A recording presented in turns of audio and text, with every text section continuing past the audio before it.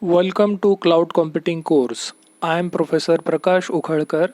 This course is aimed at MCA professionals to understand fundamentals of cloud computing, its challenges, applications, cloud virtualization, cloud management, and cloud security. Though other IT professionals or anyone who is interested to know more about cloud computing, this course is also designed for them. In this particular module of the course, I am going to introduce you the fundamentals of cloud computing. Upon completion of this module, you should be able to describe the concepts and essential characteristics of cloud computing as well as its service model and deployment models. Let us first go through the outline of the chapter 1. As you can see, I'll be covering the fundamentals of cloud computing in the first chapter of the course. This chapter is divided in several sections and I'll be covering each section in a separate video. In this video, I'll be covering an overview of cloud computing. Let us first try to understand what cloud computing is.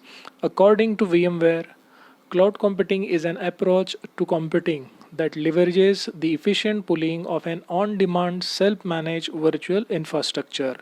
Cloud computing provides us a means by which we can access the applications as utilities over the internet. Cloud computing takes the technology, services, and applications that are similar to those on the internet and turns them into a self-service utility.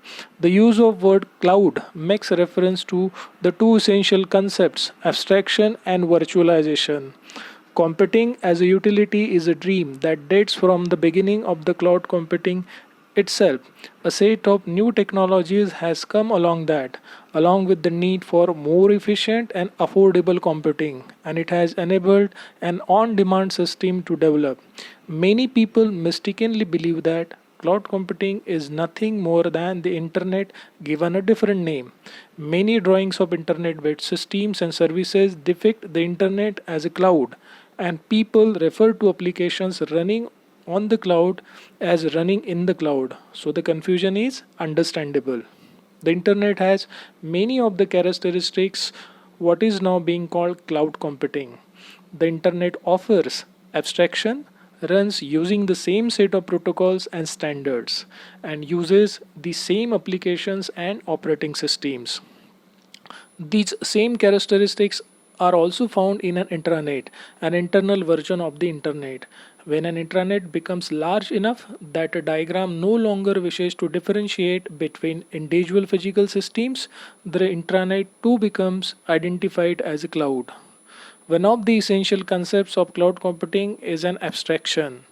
Cloud computing abstracts the detail of system implementation from users and developers. Applications run on physical systems that are not specified. Data is stored in locations that are completely unknown to end users. Administration of systems is outsourced to others, and access by users is ubiquitous. Cloud computing is an abstraction based on the notion of pooling physical resources and presenting them as a virtual resource. Clouds can come in many different types, and the services and applications that run on clouds may or may not be delivered by a cloud service provider.